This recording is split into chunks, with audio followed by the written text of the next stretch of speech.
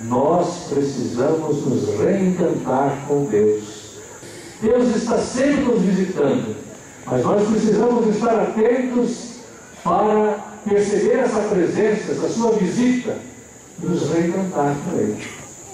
Para nos pôr a caminho, dar passos novos, nos desinstalar nas nossas comunidades, nas nossas paróquias, nas nossas regiões pastorais, na nossa igreja, como o Papa Francisco está nos convidando a dar passos novos, a viver de um modo novo a nossa vida cristã, mas de um modo mais vivo, mais ardente, mais comprometido.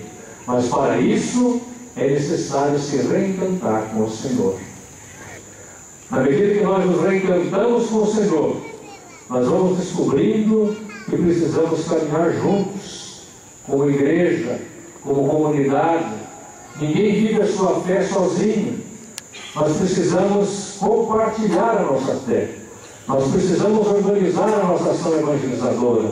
Precisamos valorizar as nossas comunidades, cuidar das nossas comunidades. Vamos repetir essa frase?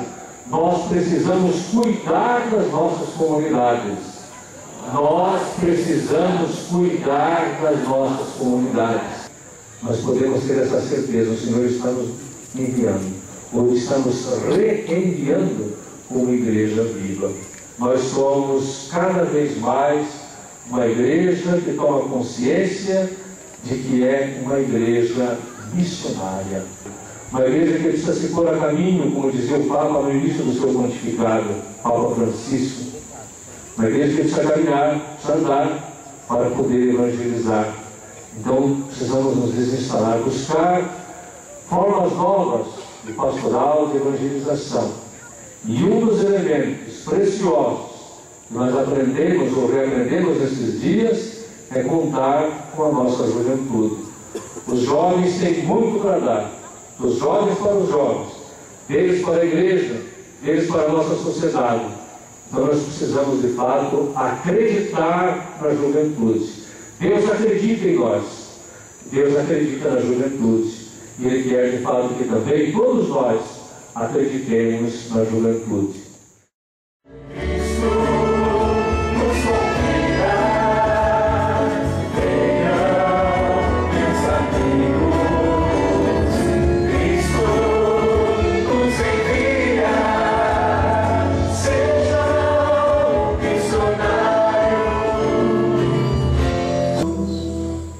Pelos jovens do mundo de nossa diocese, para que, tocados pelo Evangelho, encontrem o sentido de suas vidas em Cristo. Senhor, fazei-nos discípulos e missionários. É tempo de alegria e esperança. É tempo de amar e ser amado. É tempo de sonhar. É tempo de partilhar.